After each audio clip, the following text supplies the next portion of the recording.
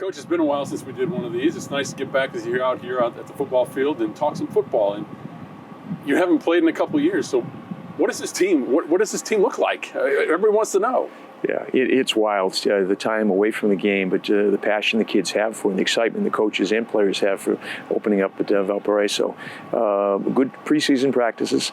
You know, we had to be aware of COVID and social distancing and that type of thing, but it was more like real football once again. And we've had a good couple of sessions, couple of weeks, and I think we're ready to go. Now, you named 4 captains last week, and I think leadership is probably going to be a big part of this team, is having those 4 guys lead what is a very young team. And it's true for most teams across the Ivy League that they're all going to be pretty young, but how are these 4 guys going to impact how this team performs this year? Well, we have 2 offensive captains and 2 defensive captains, and this is the larger number we've had in recent years. But I think it was appropriate. We have 5th-year super seniors, as we term them, and then regular seniors, so to have representation across the board. We have 2 classes that have never played college football, and a 3rd class that has played very little.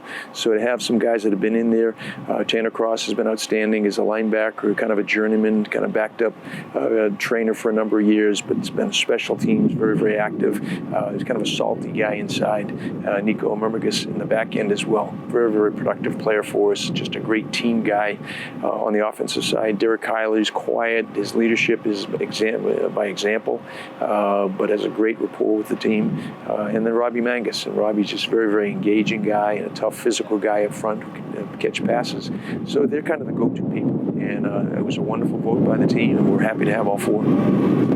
Now, one of the big question marks for this team are the skill positions. You've got a lot of wide receivers out there. Nobody has ever caught even 10 passes in a season.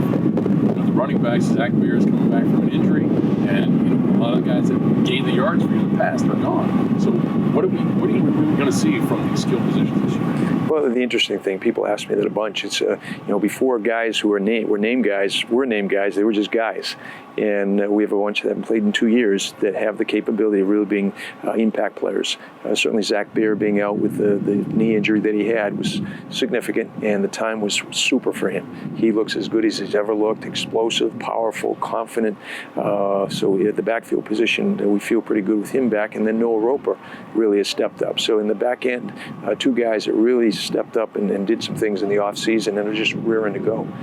The wide receiver position, similar deal. We have guys that just haven't played a whole lot of football, but guys that can play football. Jamal Cooney on the team and hasn't had a real opportunity, but he's prepared for it. Paxton Scott, young guy coming in, really been impressed with him. Jarmone Sutherland, Masaki Ertz, an older vet who's been around, big catch at Harvard years ago. So there's a bunch of guys there, and now it's their opportunity to shine. The other side of the ball, you lost 10 of your 11 starters. That's a big loss for a team that the previous 2 years were second in the FCS in scoring defense. I know the secondary's got some experience, but what about up front? Well, like the offensive side of the ball, we have some inexperienced guys, people just don't know about yet. Shane Cokes is a guy that we're very, very excited about. His physical maturity and what he's done with his body. He can run, he can get after people. Alex Schmidt, Alex has been an intermittent player for us, but we roll a lot of guys through in the front. So a lot of these guys, Charlie Los, Hank Canez, all guys that can step up. Mick Reese, another guy that people haven't heard much about, but man, he makes a bunch of plays. Luca DeLeo, a guy that's played for us. So there's more names there. They just haven't been the marquee name that we've been used to. But again, nobody's seen us for 2 years. You're opening up this week at Valparaiso, first time we've ever played Valpo. And it's the second time you've had a first-time opponent in the state of Indiana since you've been here. Butler back in 2013, that was a big win as well to start the season. Valpo coming off a tough loss, certainly. I mean, North Dakota State is going to beat most teams they play anyway. They're going to be licking their wounds a little bit, but this is their home opener as well. What are you expecting to see from them?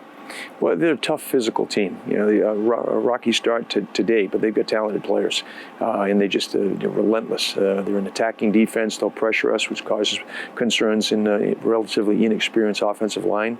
The nice thing with Kyler back, he's kind of seen and been there type of thing. Solid with their secondary coverage. On the offensive side, they got an explosive who was the player of the year last year, or last spring, with him. And he's a big physical guy that can carry the football. Huge offensive line, much bigger bigger than we've seen of late, and they spread it around. The quarterback situation they're trying to figure out, but with a solid running game and some big guys, it's certainly for the challenge from a defensive standpoint. We've got to play team football, and that's the key. Special teams will factor in as well, and we got some untested guys in the kicking game, but they can kick the ball. We've got to do it on game day.